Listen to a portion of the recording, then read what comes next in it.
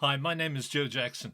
And between the years 1990 and 2000, I did hundreds of interviews with musicians for the Irish Times in a slot that was originally called the Joe Jackson Interview. When Paddy Woodworth, the newspaper's arts editor, launched its now legendary sound and vision double-page spread. The name above the title idea was his. And I once said to Paddy, "Why me, Lord?" I was joking, though editors do like to be addressed that way. Paddy explained that he chose me primarily because we both believe that the arts should be central to political debate rather than relegated to the sidelines, and that as such, popular music, as an outgrowth of popular culture, could and should be explored from a socio-political perspective. So I set out to broaden the net, as it were, to get a gender balance. And I set out to get a genre balance, to give as much space to, for example, Irish traditional acts such as the Chieftains. And even if all I got was a phone interview, something I usually rejected because it didn't lend itself to in-depth discussion, I was happy to say, you bet. What follows is one of my Irish Times interviews. Enjoy. We're getting through. Archaic colonial phone lines? Is that what it is? Colonial? Well, aren't we? Yes, they are. Hi. Okay. Well, one thing one thing I want to get out of the way immediately. I am, number one, not a failed musician, so let's get that down, and not a rock snob. Okay. So I know you have kind of to me substantial differences in critical perspectives on the band. I don't come from any of that, and if you're giving a lot of people the kind of delight you seem to be doing again, or points of identification, to me that's great. Okay? And we have a phrase here for people who mock called "fuck the begrudges." Have you heard that? No. That's a very Irish phrase. I like it. You know what it is? Like, get them off my back. And I also love that story. Have you still got, or have you lost your marbles? What is that? You know the marbles you had as a kid? No, I still have that in a cigar box with Yeah. old Dutch Master cigar box. I still have it. But that was a kind of philosophical point where you got that idea of punish those who mock or don't accept or whatever, is it? Well, it's always been the modus operandi for me because I'm a foreigner. And I've always been a stranger in a strange land. And perhaps the Irish understand. Oh, absolutely. Being in the British Empire, there's always this sort of second-class citizen feeling you get, not even if it's not legally practiced. I mean, you can call somebody out if they say, "Hey, you, whatever it is, potato in the head," or whatever the phrase is. Right. You can call them out on it, but there's still a sort of a snobbishness associated with the power elite that nonetheless is subjugating. Ooh, using big words together. Good start. No, that's fine by me because I'm actually bringing out a book in about 2 weeks on Irish people, Irish artists and politicians. And one Irish musician living in England said there's two sides to this. He said, "Yeah, you're made to feel socially inferior, but another part of Irishness is when they tell you you're an idiot and you can't do it, you get right up there and you do it." Well, of course, it's a great, it's the spirit, it's the fuel for the fire. Yeah. The underclass. That's why when you look at the entertainment world, especially, it's usually inhabited by people who are the sort of outcasts. Sure. In America, there's clearly racism, even though legally it's not allowed. Right. Yet you look at the entertainment world, whether it's Michael Jackson or Eddie Murphy and so on, the underclass is well represented. Well, isn't that where rock started? I mean, think of the kind of Sun Records, Elvis, Cash, all those people. Of course. And even before that, it started with black people. That's true, right. In the blues. Slaves of this colonial empire, which is very bizarre. Yeah. Because the very colonial empire that were outcasts then subjugated another group of people who were themselves outcasts. Right. I guess it's dog eat dog and all that. But didn't it also apply, though, you always hear the blacks being celebrated that way, but it applied to much to Jimmy Rogers and white country musicians and all that stuff, too. There's another layer. The Hicks, there's also Yeah. the suburb in the north versus the south, and the All right. human turmoil, and there's always this sort of hillbilly Yeah. sort of routine. And you're right, the people who live in the backwoods areas usually bring out their misery through their music, but certainly their joy as well. Yeah. It's not always about misery. Yeah, but isn't the joyful act the act of being allowed to make it, or even if you're not allowed to make it, going in and doing it anyway? Of course, in terms of your career, but there's also the joy of pure sex. All right. Therein lies the core of all of it, because the term rock and roll itself, which comes from a black Yeah. blues number, literally refers to the sex act. Let me rock and roll you all night long. He wants to sit her down and Kierkegaard or Nietzsche. Well, I think Kierkegaard and Nietzsche wanted the same, but they just phrased it differently. Well, they were talking too much. They were talking right out of getting laid. And a blues man from the Delta, Mississippi says, "Let me rock and roll you all night long." So anybody who says, "Nah, your stuff is just all it deals with is cocksmanship and lyrics in your lyrics," and I say, correct. That is the core. By definition, it is what rock and roll is all about. And in fact, bands that have no sexual content in their songs are by definition not rock and roll. Like who? Who do you see that just lacks that kind of fire? Euro techno, All right. by and large. Right. The sort of, and that doesn't mean it's not good. Oh, no, I know. No, it's just by definition not rock and roll. Morrissey, the stuff he does, which I think sonically is very interesting, but it's not rock and roll. Right, because it lacks that sexual energy. Well, I don't think he's clear of it himself. Sure. There's a sort of an ambiguity. It's sort of ethereal. But a lot of fans, Morrissey's fans, relate to that sexual ambivalence and uncertainty of itself. You know what I mean? Because maybe they are. I see what you mean. In other words, by not talking about it does in fact become. But that's result. That's effect. Right. That's intent. Right. It's like somebody looks at a nun and they get a hard-on. Well, her intention is not to get a sexual result. So. Right. It's like saying a nun is like a stripper. No, not quite. Right. His intent is to be sexual and to go out there and have, to have you aroused. Was that really an impetus for you? Because I saw this comment from you saying, "Thank God I'm in a band because I'm the ugliest guy on the planet." Is that how you really felt? But by goodness. Not really. I mean, all right. The problem is that I think I'm the most beautiful guy on the planet.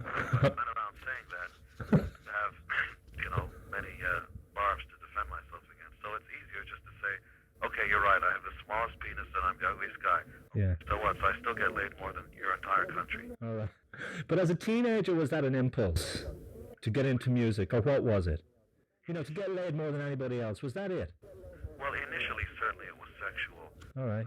Initially, certainly it was. You couldn't really come to grips with the fact that the music was an important part of your life because you didn't quite figure it out yet. All I remember doing was seeing, these early rockers, and it didn't make sense to me until I saw the Beatles, and that single-handedly changed my life. Which single? Pardon me? Did you say one of their singles, or just the Beatles themselves? The Beatles, just the entire thing of it. All right, the whole. And it was later on that I realized that it was more than just a song, and a group is more than just music, and right. a band more than just records. And the few bands that realize that go on to, make great things. In other words, history. Because there have been great records by artists who you couldn't fucking remember if they held a gun to your head. I know, yeah. Therein lies the problem, which is that you can make great faceless music, or you can make, whether it's great or not, it's all opinion anyway, but the idea is if you can make music and have, presence or charisma or something, then you go down in history, because ultimately when you write about it and you print pictures, you can't hear it, can you? You're only dealing with images, and you try to conceptualize a band, and so if there's not a thing or an it to a band, they're forgotten. Well, that was central to your philosophy, wasn't it? From the very beginning. Yeah. Plus, when you buy a concert ticket, it was clear, you'd have to be a moron not to realize it, that somebody wants to hear your music, but they're also there because they want to see something. And so once we came to grips with the fact that perhaps 50% of it was visuals, we said, well, all right, let's attack the visual part of it very strongly. Let's put the band together that we never saw on stage. Let's do what we always wanted to see a band do. And so once we came to grips with that at the Mercer Arts Center in New York City, when all the sort of glitter bands were running around, being androgynous. Yeah. That's another big word, like gymnasium. Okay. Well, the two of them sometimes go together too. Oh, that's right, androgynous gymnasium. In fact, that could be a brand new band. So what did they say to ye? Do what? You got it. Orchestral maneuverings in the dark and androgynous gymnasium. A double gig next year. And they can both never look into the camera. You can sort of both look up in the air as if you're in the middle of a thought. And Morrissey confront both. Oh, my God. But, I mean, we're as silly as anybody else, so, you know, this is, I'm not... Yeah, but no, I don't agree with that. Excuse me for jumping in. But I saw you make a good comment where you said, I mean, I saw recently the history of rock and roll on BBC television. Did you see that? Dancing in the Streets. A 10-hour series, right? Very, very serious and pretty great footage in it. You know, they got to all the key people. But they made the comment that, you know, New York punk. Now, I've seen you say that you're a legitimate band from New York, one of the few. But they made the comment like they went through the same old stuff, the New York Dolls, and they just showed Kiss as representative of the kind of vacuous excess. So how do you feel about that? You see, because I'm going back to your earlier comment that what matters to me is not how a band looks or sounds, it's the energy and the spirit behind what they're doing. Yes. And I think you have it. Well, yes for the people who understand, but no for the masses. Okay. Masses do still judge the book by the cover in the same way that you and I would say the word four or whatever the phrase is when a girl with very large frontal talons come, you know, sort of they're lifted and separated and they're pointed in your general direction. Right. We don't know if her personality's nice. All right. We don't in fact know if she's good in bed, but the initial reaction is, yes, we're judging the book by the cover. Okay. Wow. And so it's fair enough to say that you may intend something deeper, but you have to deliver the sugar on top. But do you not get pissed off when you go, you know, you go for critics and say, you know, if all your tirades against them because they judge you solely. But that's not my problem with critics. My problem with critics is not that they criticize the band. That's fair game. All right. Because everybody's allowed a shot at anything, and I'm too fucking well paid. I'm too fucking rich for it to really matter. I mean, if you think Godzilla's not cool, who cares? Godzilla's about to stomp Tokyo. Whether you get it or not, you know. Once you're too big, it doesn't matter. Okay. My beef with critics is only that it's a job that has no credentials. All critics. Pardon me? All critics are just rock critics. What about art critics, movie critics, literary critics, all that? You just... Well, I don't know if they went to school and they got their degree. Then, I mean, at least to drive a car, you have to go take a test and learn how to drive. All right. I'm a journalist. There's journalism school. You get a degree in journalism and so on. Right. You work your way from the bottom up. I mean, there's a process. Whether it's paying your dues or having a card. Says, oh, yes, I'm a, you know, I went through training and so on. But it seems to me to become a food critic or a rock critic or perhaps a movie critic, there is no school for it. You just all of a sudden, you have access to media and power. And there is nothing wrong with that if a critic steps up to bat and says, I just saw Kiss. They played Donington. It was a madhouse. They blew everything up in the air. People seem to have the time of their lives, but I didn't like it. That's valid. No bones to pick. But for a critic to stand up and say, it's the worst piece of shite I've ever heard, says who? Okay. Who are they to completely disregard what 50,000 other people were doing? It seems to me it's dishonest journalism, but it's honest criticism. See, a critic can be completely ethical in his way of reporting things by being, you know, the Pope and saying, this sucks. By not being a journalist as well, it's being unethical because you're not reporting what happened. And clearly a critic's job, as far as I'm concerned, is first to report on the event. In other words, or if he's doing a movie review, here's what the movie's about, here's what happened, and then at the end say, I don't like it, but I don't like it and here's why. You can't, you know, I mean, there's a movie called Independence Day, which is the biggest movie of the year, and the critics hate it. Well, we the people, you know, that's the great thing about these colonies. We figured it out early on. The first three words of the Constitution are, we the people. Very good. Yeah, right, okay. It is not the king says it's okay. I know. Suck my ass, the king. You know, get out of here. No queens, no kings, except on Sunset Boulevard. So is there any part of you, though, that even, in a minute way, longs for those kind of, because they go very heavy on you for them to accept you? Do you ever say, guys, wake up, or women, wake up and look at it another way and you'll see the worth in it? No. Okay. You're never going to be loved by everybody. I mean, I'm not a fan of Christ. And everybody, a large part of the world seems to be. I mean, I'm Jewish and I think he's a good Jewish boy, but other than that, I'm saying I loved your comment. I mean, Ireland's going through a great post-religious crisis at the moment. I don't know if you know about that, like paedophile priests. The first thing on everybody's mind should be, we worship a Jew. Now, once you get past that, you'll be okay. Well, your quote was if the... What you need is some honesty. In the church, everybody needs some honesty. The honesty is, you can still believe in Christ as the God and the King and the Son of God and all that. That's great. Believe everything you want. But teach honesty. Teach truth. Mary was a Jewish mother. Christ, that's not his name. His real name is Yeshua ben Yosef. Right. Christ comes from Christo, which means Messiah or King. Right. It's not his name. That's why you say the Christ. People don't even have a fucking clue what the guy's name is, and they worship him. If I ask anybody who's Christian, Protestant or otherwise, what's his name? They go, oh, Jesus Christ. You fail Christianity. That's not his name. So what are you saying that is then, a rejection of Jewishness? Oh, I don't care. Jews have no missionaries. A Jew is not allowed to tell somebody else that his religion is better. In fact, All right. everybody should worship their own God. There are no Jewish missionaries. Okay. All right. No.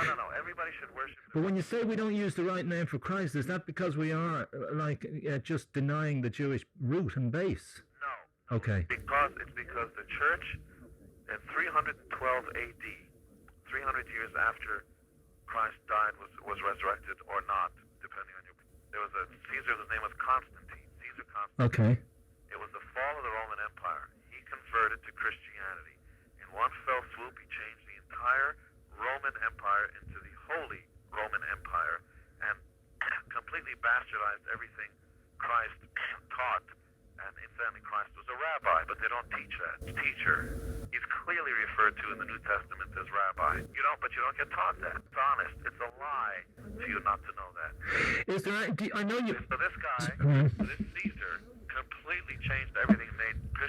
Made his soldiers Christian soldiers. When Christ clearly, if you believe in the idea of it, said, take your swords, make them into plowshares. He didn't want soldiers. He didn't want a pope and papacy and people and human beings telling you what to do, except him, of course. Right. It's all lies. Is rock and roll similarly a lie? Or the movie industry? I don't believe so, because I don't think there's any... But there's not, I was reading the interview with you and you were asked about, does your Jewishness account for much in the music, the energy, the drive?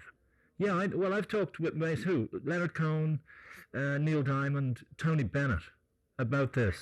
Very much it has something to do with it. Okay. It has to do with being the outcast. All right, okay. The stranger in a strange land. You have something to prove. Okay. To yourself Okay. and to all the people who mock you. And what about, Neil Diamond said that he heard, the way the blue note in jazz and the kind of cry at the heart of some Irish music? Called the flat third. Yeah. I mean, does that ever, you can't let that come across in Kiss, can you? Well, we fool around a bit with the flat third. It's clearly not straight ahead pop music. Okay. But every once in a while you go, yeah, when you do the Sure. flat third on the melody. Yeah. But that doesn't make it blues. Okay. Even Little Richard was far enough away from the straight-out blues, even though his melodies were there, because it was celebratory in tone. Right, okay. So what are you saying, that the blues isn't celebratory? The blues, by definition, initially, is not. Okay. Blues is, by definition, I've got the blues. All right. My baby left me. I'm Yeah. a slave. But I thought it also is kind of assertion of sexuality, life force, and the gospel dimension of it. Yes, all that. All right. But clearly, initially, it was the slave who was getting the torment by the music, and then it clearly evolved into like gospel and this and that and so on, and jazz moved away, and rock and roll, even though it owns its roots, not owns, Okay. but that's semantics, and I'm not anti-semantics. It owes its roots to blues and all that. Clearly, it's celebratory in nature. Okay. Even But Jerry Lewis, goodness gracious, great balls of fire. I mean, it's sexual. Yeah. But he's having a great time. yeah. He's going, I've been down so long, it looks like, yeah. Right. But Jerry had his problems singing that line, didn't he? Well, far be it from me to comment. Let those who are without sin and so on. Okay, so this is why you see the music you're doing, the energy you give to audiences, and the popularity of the band as legit from the beginning to the end. Well, this stuff is very important, but nowhere near as important as farmers. All right. I mean, we have to take a look at what's really necessary to life as we know it on the face of the planet. I Yeah. mean, the real people who should be getting all the money should be farmers and teachers and the really important people that we can't do without. Now, having said that, if people choose to have something like KISS in this world, the least we can do is put on the greatest show on earth. If you're going to pay me $100 to $200 million on this tour, Right. then I'm going to walk away with, well, for fuck's sake, at least the least I can do is walk up there and give you the best show on earth. Okay. That means sparing no expense. We put $7 million of our own money before we sold the first ticket to put together hydraulics and lifts and fireworks like nobody's ever seen before, because people pay their hard-earned money for a ticket. My God, the least they can expect is a band that gets up there and works their ass off. You know, I've seen so many bands whose records I've loved, Right. and when I see them live, I'm going, wait a minute, I get the sense like I'm working for them, like they're doing me a favor for being there. Wait a minute, who's the boss here? And that's at the core of it. We've always understood a very simple idea. We work for you. You are the boss. We wouldn't be here without you. They the people. Soundbite. And so the least we can fucking do is to get up on stage, show up on time, be responsible, and put on the best show in the world. Now, that's not very rock and roll. Rock and roll, unfortunately, is better. I mean, if you're a heroin addict, or if you act like Axl Rose or something, I'd beat the pants out of this guy if he was in the band. All right. He'd be gone in 5 seconds. Did you really never buy any of that behavioral stuff? Absolutely not. And to prove it, Ace and Peter, when they were being self-destructive, All right. were no longer in the band. Whether they were asked to leave or left on their own volition is all how you look at it. Okay, fair enough. Ace and Peter are fantastic now because as human beings they're fantastic. All right. They've made the band all that much greater. I mean, in football, for instance, imagine the ball is tossed towards one of your teammates and he fumbles it. Well, he doesn't Okay. fumble. All right. The whole team fumbles. Sure enough. How did you get the... Only good is every one of its members. So how did you get the strength to resist all that? If you felt truly in your soul like an outsider, I mean, you know the way people foolishly think, if I take all these drugs, take all this drink, I'll feel closer to the center. Well, I can't hurt myself. There are too many people who are willing to do it for me. Why the fuck am I going to help them? Right. But were you always that wise? Oh, well, I don't know that it's wise. I don't know that you have to. Or that much in control? Oh, yeah. Never been high. Right. Never been drunk. I mean, in a dentist chair when they put you out. I know, I've seen you say that, but is that really true? Well, I don't know. You know, it doesn't matter to me if anybody gets it or not. I mean, I simply practice my life as I see it. Okay. No, I have no, I don't gain anything. In fact, I lose cool points. I know, yeah. Quotient goes down by saying, I hate drugs, Sure. and anybody who does drugs, that includes on the road crew, they're out. They're Okay. gone before Okay. they spell their last name. So That's what the enemy. what gets you most high then now? The audience, the money, the women, the wife, the child? Oh, you're not married, sorry, the person you're living with. It's always been great. All right. And there's also, I want to address for a second this kind of British fixation, and it's not so much Irish, because Yeah. the Irish know what it means to work hard and take home money, and you're happy to have money Oh, yeah. because you don't have it. You know, you have when you do get money, you love it. We have potatoes. Well, yeah, but the British have had money That's right. for a long time, and so there's this kind of self-consciousness about having money, and so it goes over to rock and roll. You guys do it only for the money. Well, let's for a second presuppose that KISS or any other band is doing it only for the money. Why the fuck is it any less credible for a band to do it for the money than for a plumber who gets up every morning, goes to work, and of course, for fuck's sake, wants to get paid? Right. So if it's credible, if the cool thing is for a band not to do it for money, I would please like somebody to name me the band that's doing it for free. Well, this goes back. Sorry, go on. I mean, I'll give you a moment to think of the name of the band. Oh no, I don't even put forward these arguments because you remind me there as you said it, and I never thought of it before. That black blues man singing the blues in the field, if he had economic independence, he wouldn't have had to do that. Of course. You know what I mean? And that's why I'm always very suspicious of rich white boys who sing exclusively and only blues. Oh, right, okay. Yeah, absolutely. I don't think it connects to the soul. I mean, unless they're completely fucked up as individuals. Right. And, I mean, the truth is, the bottom line truth is, we get paid an awful lot of money, always have, and love it.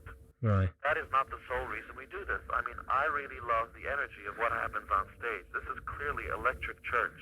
All right. The kind of feeling that you can't get anywhere. Religion doesn't have it. I mean, I don't get it from anybody. What about the greatest sex? Mr. Diamond said it's better than the best orgasm. It's certainly close.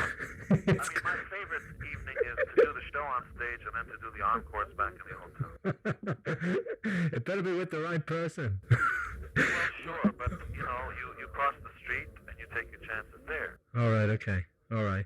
But you seem to have had it all. I mean, all the Cher, Diana Ross, all that stuff. Have you achieved it all? All you could have dreamed of when you had those marbles in your hand? A long time ago that if women think that men are dogs, the least I can do is sit up and beg. You don't do that, do you? Oh, I'll do anything. Does it work? Does it? You can teach me tricks, of course. Anything. Okay, just that question about too. You do get a lot of flack in the British press for the kind of whole empire, but I saw parallels when I was reading about, the dolls, the toothpaste, the wastebackers. You two and Paul McGuinness put together are not that different. Well, I don't think that's good or bad. No, I just think it's something that people don't realize when they're criticizing people like you. Well, that's okay, because, again, we can sit, 100 feet below Godzilla as he's stomping Tokyo and say, I don't get it. It doesn't matter. We're too big. Right. So what? Forbes magazine in America just reported on the grosses. That means the number of people, paying customers, who lined up and paid money to see the bands, Pearl Jam and Garth Brooks and all the big. Number one, Kiss. Why do you think it never hit quite as big over here? I still think. Well, you didn't come here. No, we haven't come as much, number one. Yeah. Number two, I still believe that Europe still has a problem with itself. Okay. Sort of no longer the center of civilization and culture. I mean, here's this upstart country, and I'm not American, so I'm not speaking like I'm waving the American flag. Okay. I don't think here. But clearly the world is ruled by this culture. It's not my culture. Hamburgers, rock and roll, movies, Right. television. They're all American, and comic books, the Superman and Batman and so on. They're all American. And Spider-Man, wasn't he a favorite of yours? Oh, it is still. It's still, okay. It shows. In fact, Kiss meets the X-Men. Right. Stan Lee, that's coming out this month. Right, okay. I mean, this is clearly the culture that rules the world, whether we like it or not. So the French can talk about caviar Yeah. and import it to Thailand, but I'm sorry, they're going to be eating hamburgers and drinking Coke. Sorry. Okay. And fish and chips, you're right, it's very tasty. Australia doesn't give a fuck. All right. They're going to eat hamburgers, and that's life, and pizza and Taco Bell. And, if the food critics don't like it, I'm sorry, I didn't have anything to do with it. We the people have spoken. And so, I think Europe, still has, the techno stuff is big there. It means nothing here. It's a kind of going out, I think it's losing yourself. There's a kind of a sense of, let's go to a club and put on music, whether it's good or bad, and I don't know who's on. Right. I just want to lose myself in not having to deal with going back and never having sunshine and having to work hard. Right. That's what it is. Whereas, America's just different. There's the best and the worst of everything, but it's always in excess. Yeah. If I never have another fucking cucumber sandwich, I won't regret it. You can go into the Carnegie Deli in New York, and you gotta always remember when I talk, I'm not American. All right. What nationality? I'm Israeli. Yeah, but you were only a baby when you left. You're only a boy. 9 years old. And Yeah. I buy this idea hook, line, and sinker. Let me ask you something, and everybody will answer the same in this world. Okay. God gives you a choice, more or less. What do you think? More. Well, that's America. I'm sorry. Okay. Bigger or smaller? Right. What do you want? Okay. The size of your dick, the size of your sandwich, the size of your car, the tits on your girlfriend. What do you want? You can guess. All right. Well, then we're all right. No, but I'm just the only question. The way you say I don't define myself as American. All the things you're espousing are American. Well, I buy it. Okay. In other words, I buy it. I don't for a second discount my heritage or where I come from or the grandness and the historical importance of it. But here we are in the 20th century, and this is the culture that rules. All right. If we were in the 1700s, I'd point to England. Okay. Or Spain. And what about your whole family? Coming down to the last couple of questions. Did they all love what you've done? Do any of them say you betrayed those 9 years before you got to America? They all love their houses. Very good. Okay. But the other layer, do they think that you're betraying your racial root? No, because the only thing that's important is not hurting yourself, and that means drugs and booze. Okay. You won't find Jews on the corner drinking beer saying, hey, let's go knock off that drugstore over there, or let's go beat up that guy. That's just not what we do. Right. That doesn't mean that there are criminals that come in all sizes and shapes. Right. But drinking and rousting, let's go to the bar. It's just, certain cultures just don't do that. Right. It's not part of the modus operandi. Is it that they lack confidence to be assertive? I don't think, not physically. There's no reason to do that, because you punish somebody by suing them a lot more than you can with a punch in the nose. Sure enough. Yeah. It's weak males who think that by drinking and getting together physically. Oh, I know. I mean, it's sort of primitive. Sure. Well, it's an Irish trait. I mean, I've seen it, I don't buy it, because an Irish trait is Brendan Behan. That's an Irish trait. If you point to the football matches and stuff, you're completely negating the great Irish writers and thinkers. What Ireland is. The Ireland is not the primitive Neanderthal who goes and thinks because football is that he's got to go beat somebody up. That's not Ireland. That's bullshit. Part of Ireland, though, and Brendan Behan did kill himself from it, That's fine, but first use your mind. Sure. An Irishman without a mind is not an Irishman, as far as I'm concerned, because a primitive is a primitive, no matter where he comes from. Okay. So when are you coming over here? I don't know. They're sort of lining up the thing. I'm told the European tour is sold out in advance. I hope we can make it to Ireland. All right. And we'll see. But I think we're only going around very fast. First time in only one show in London, one show Okay. and so on. And then next summer we're coming back for the stadiums outdoors. Are you? So is it a reunion that's kind of got a loose kind of date on it? It's kind of... Well, we're trying not to plan it too far. But so far we've got 26 countries, 10 million people planned in about 3 years. Very good. It's the longest tour ever. All right, you'll be colliding with U2 next year. Love it. Yeah? I love the band. Do you? Sure. All right. You hear that energy in their music? What's not to love? You get up there and 50,000 people pay to see you. I love that stuff. Well, also, I don't see that much of a difference between Zooropa and Kissorama. None. You know what I mean? None at all, because when a band figures out that it's more than just music and it gives people something to look at as well as listen to, then it gets it. Then it's, as far as I'm concerned, they practice the KISS philosophy. All right. Always give him bang for the buck. Right. Did you ever hear lastly the phrase show band? What is a show band? You mean like a big band? No, it's really cute. It's an Irish, peculiarly Irish phenomenon. It's something that arose in the 1950s here out of a blend of influences which were more Bill Haley than Elvis Presley, more the big band's 40s. But it was where we put on what was called, it would be like a Dorsey band, but you would break the dance section and the singing section to put in an Irish dance and a storyteller and maybe a few jokes. Sounds like... So throughout the 60s, and this is what actually Bono told me Zooropa was a tip of the hat to, show bands ruled Irish popular music. The Royal Show Band, the Clipper Carlton Show Band, and it would be a band that puts on a show.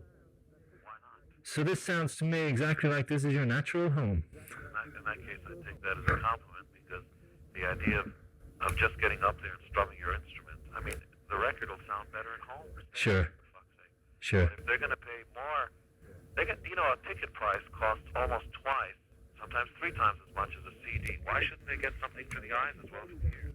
Okay, well, I can call you then without you feeling offended, the KISS Show Band. Oh, fuck, call me anything you like as long as you buy a ticket. All right. Okay, thank you very much, Jane. Thank you for taking the time to talk to me, and I enjoyed it. Thank you. All right, bye. Hi, Joe Jackson here again. And if you want to read the article that came out of that chat you just heard, check my website, joejacksoninterviewer.com. Also, if you'd like to be notified of shows that focus on hundreds more interviews like the one you just heard, why not subscribe to the Joe Jackson Interviews podcast? Either way, thank you for listening.